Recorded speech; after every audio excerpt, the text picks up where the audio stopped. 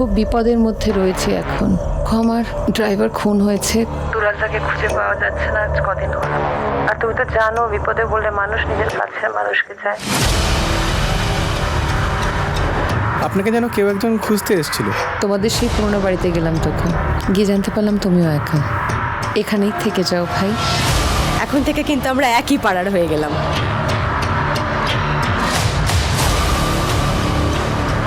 চোখ খুব সুন্দর না? তোমার সাথে একটু দরকার আছে। বারবার আমার বাড়িতে এসে আমায় বিরক্ত করাটা বন্ধ করুন না।